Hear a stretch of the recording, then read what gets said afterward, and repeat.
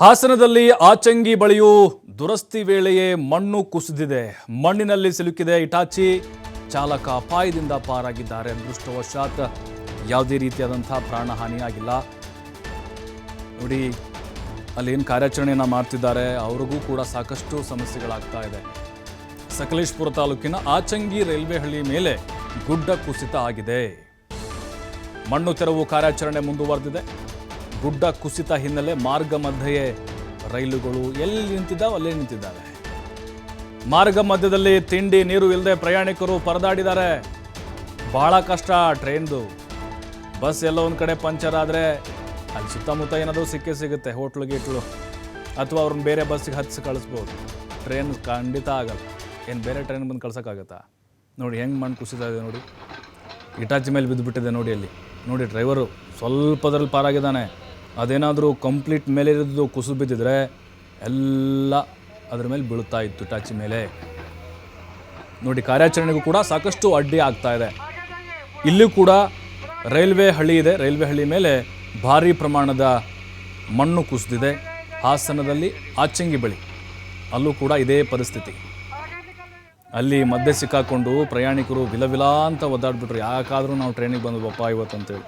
ಏನೋ 20 ದಿನಗಳಾದಮೇಲೆ train open ಆಗಿದೆ ಅಂತ ಏನೂ ಆಗಲ್ಲ ಅಂತ ಅಂದ್ಕೊಂಡು ಹತ್ತಿರ್ತಾರೆ. ಆದರೆ ಅಲ್ಲಿ ಈಗ ನೋಡಿದ್ರೆ ಕಂಪ್ಲೀಟಾಗಿ ರೈಲ್ವೆ ಸ್ಟಕ್ ಆಗಿಬಿಟ್ಟಿದೆ. ನೋಡಿ, ಹಿಟಾಚಿ ಕಾರ್ಯಾಚರಣೆ ಮಾಡುವ ಸಂದರ್ಭದಲ್ಲೂ ಕೂಡ ಭಾರೀ ಪ್ರಮಾಣದ ಮಣ್ಣು ಕುಸಿದು ಬೀಳ್ತಾ ಇರುವಂತಹ ದೃಶ್ಯಗಳು ನೋಡ್ತಾ ಇದ್ದೀರಿ.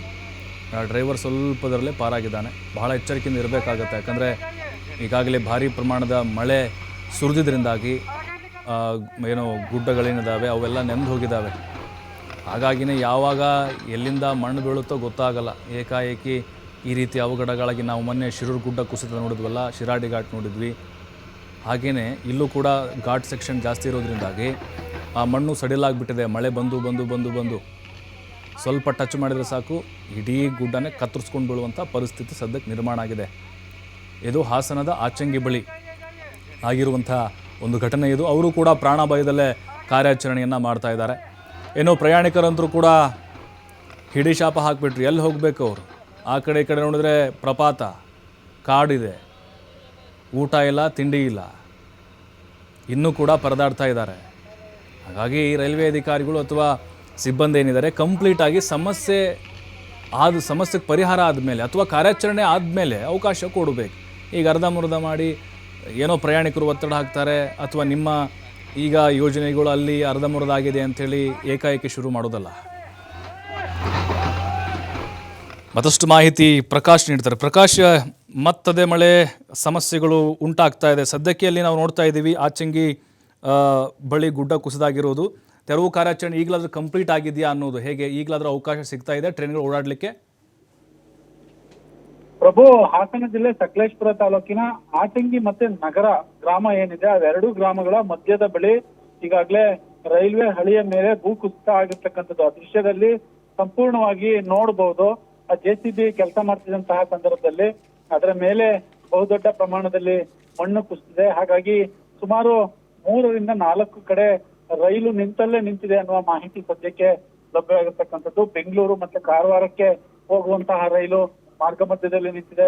ಜೊತೆಗೆ ಸಕಲೇಶಪುರದ ಎಡಕುಮರಿ ಬಳಿ ಅಲ್ಲಿ ಒಂದು ರೈಲು ಕೂಡ ಮಾರ್ಗ ಮಧ್ಯೆ ನಿಂತಿದೆ ಅನ್ನುವ ಮಾಹಿತಿ ಲಭ್ಯವಾಗಿರ್ತಕ್ಕಂಥದ್ದು. ಈಗಾಗಲೇ ಬೆಳಿಗ್ಗೆ ಮಧ್ಯರಾತ್ರಿ ಆಗಿರುವಂತಹ ಹಿನ್ನೆಲೆಯಲ್ಲಿ ಸಾಕಷ್ಟು ರೈಲ್ವೆ ಸಿಬ್ಬಂದಿಗಳು ಈಗಾಗಲೇ ಕಾರ್ಯಾಚರಣೆಯಲ್ಲಿ ಮುಂದಾಗಿದ್ರು. ಆದ್ರೂ ಕೂಡ ಈಗಲೂ ತೆರವು ಕಾರ್ಯಾಚರಣೆಯಲ್ಲಿ ಪಾಲ್ಗೊಂಡಿದ್ದಾರೆ. ಜೊತೆಗೆ ರೈಲ್ವೆ ಸಿಬ್ಬಂದಿಗಳು ಅಲ್ಲಿಗೆ ಸ್ಥಳಕ್ಕೆ ದೌಡಾಯಿಸಿದ್ದಾರೆ.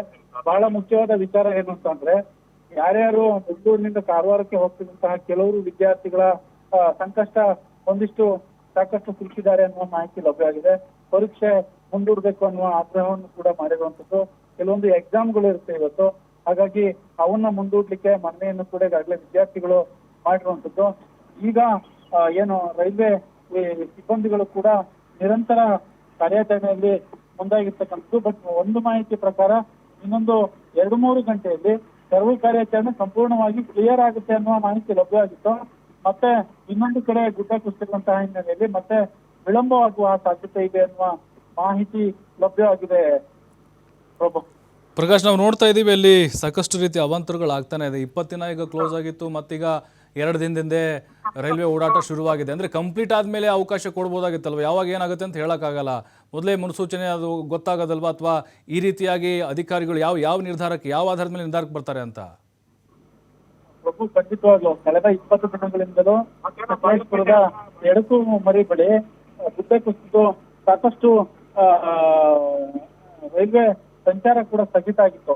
ಆ ಹಿನ್ನೆಲೆಯಲ್ಲಿ ಅವೆಲ್ಲವನ್ನು ಕೂಡ ತೆರವು ಕಾರ್ಯಾಚರಣೆ ಮಾಡಿದ ನಂತರ ರೈಲ್ವೆ ಆರಂಭವಾಗಿತ್ತು. ರೈಲ್ವೆ ಸಂಚಾರ ಆರಂಭ ಮಾಡಿದ್ರು. ಕೇವಲ 2-3 ದಿನಗಳು ಮಾತ್ರ ಆಗಿತ್ತು ರೈಲ್ವೆ ಸಂಚಾರ ಆರಂಭ ಮಾಡಿ.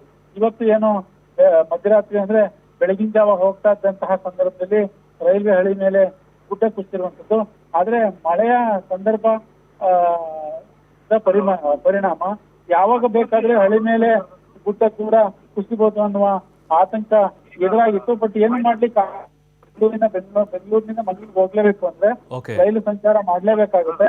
ಹಾಗಾಗಿ ಈ ತರದ ಸವಾಲುಗಳನ್ನು ಕೂಡ ಎದುರಿಸಬೇಕಾಗುತ್ತೆ ರೈಲ್ವೆ ಇಲಾಖೆಯವರು. ಪ್ರಭು, ಥ್ಯಾಂಕ್ ಯು ಪ್ರಕಾಶ್ ಮಾಹಿತಿಗಾಗಿ.